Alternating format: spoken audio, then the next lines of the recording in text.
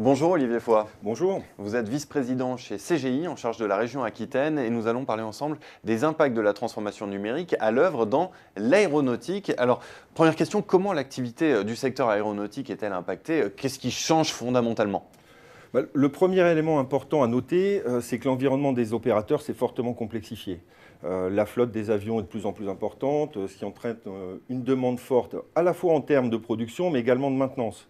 Ensuite, il y a l'essor des technologies comme le big data, les objets connectés, les outils collaboratifs, la mobilité, la réalité augmentée, l'impression 3D qui permettent d'apporter de nouvelles solutions aux entreprises du secteur. Alors justement, est-ce que vous pouvez nous en dire un peu plus sur ces solutions? À quoi est-ce qu'elles ressemblent?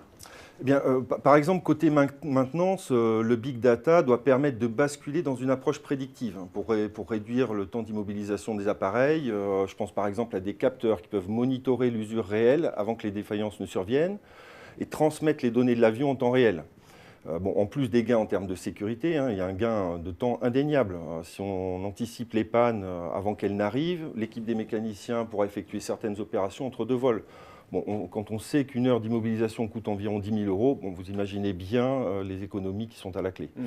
Sans oublier que la durée de vie des appareils s'en trouve rallongée. Les mécaniciens vont aussi pouvoir utiliser des outils collaboratifs pour intervenir plus efficacement, sur la base de diagnostics plus fins. Ils vont pouvoir être en relation avec des experts du monde entier, partager en temps réel des images de ce qu'ils voient, être guidés pas à pas dans leurs opérations. Mais tout cela ne remplacera pas, on imagine, la connaissance de l'avion et surtout l'expérience du mécanicien. Bien sûr, cette expérience, elle va être complétée par l'accès à des ressources distribuées géographiquement. Autrement dit, cette expérience, elle va être acquise plus rapidement, ce qui n'est pas rien quand on pense à la durée, à la technicité des formations. Et puis les interventions elles-mêmes vont pouvoir être vérifiées, validées avec des systèmes de contrôle qualité temps réel. Alors, si je comprends bien, il faut en déduire que de nouvelles compétences numériques sont en train d'émerger dans les entreprises du secteur aéronautique, par exemple traitement de données ou encore la programmation de ces systèmes de contrôle que vous décrivez. Absolument. Pour les constructeurs et les équipementiers, la capacité à disposer des données ou encore à mettre au point les bons algorithmes pour en faire un bon usage va être déterminante.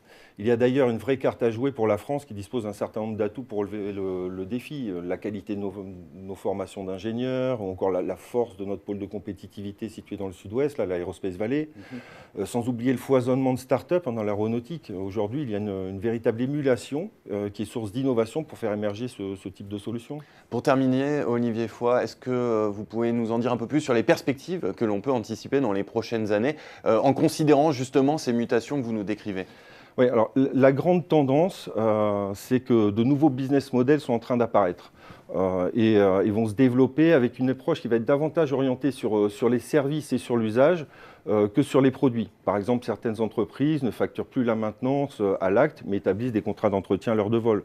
Autre exemple dans la même veine, les pneus des trains d'atterrissage commencent à être vendus non plus en volume, mais en fonction d'un certain nombre d'atterrissages.